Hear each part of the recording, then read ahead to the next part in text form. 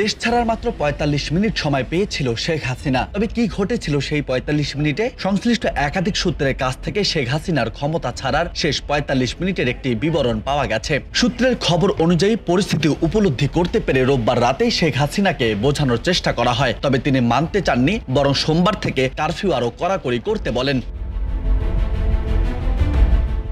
বিভিন্ন বাহিনীর উচ্চ পর্যায়ের একাধিক সূত্র বলছে, পদত্যাগের দিন সকাল 10:30টার দিকে 3 বাহিনীর প্রধান ও পুলিশের মহাপরিদর্শককে প্রধানমন্ত্রীর বাসভবনে ডাকা হয়। নিরাপত্তা বাহিনী কেন পরিস্থিতি সামাল দিতে পারছে না সেটার জন্য ক্ষোভ প্রকাশ করেন তিনি। আইন শৃঙ্খলা বাহিনীর উপর আরও চাপ তৈরি করেন শেখ হাসিনা। সে সময় পুলিশ ভালো করছে, সামরিক বাহিনী কেন করছে না তা নিয়েও প্রশ্ন তোলেন শেখ হাসিনা। এ সময় পুলিশের আইজিপি জানান, আর কঠোর অবস্থান ধরে রাখা সম্ভব নয়। ওই সময়ে শীর্ষ কর্মকর্তাদের পক্ষ থেকে শেখ হাসিনাকে বোঝানোর চেষ্টা করা হয়, বল প্রয়োগ করে এই পরিস্থিতি সামাল দেওয়া যাবে না। কিন্তু শেখ হাসিনা সেটা মানতে চাচ্ছিলেন না।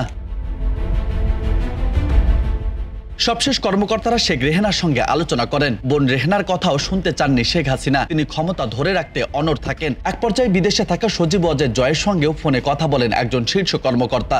জয়ের কথার পর শেখ হাসিনা রাজি হলেও জাতির উদ্দেশ্যে একটি বক্তব্য রেকর্ড করতে চেয়েছিলেন তিনি।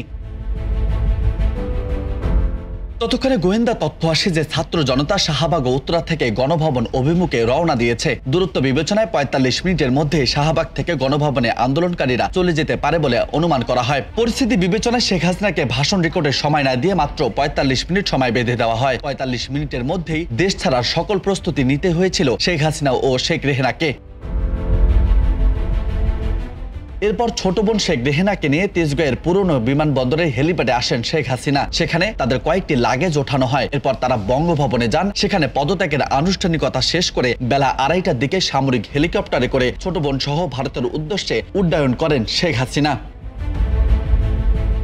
রাজু আহমেদ, বার্তা 24।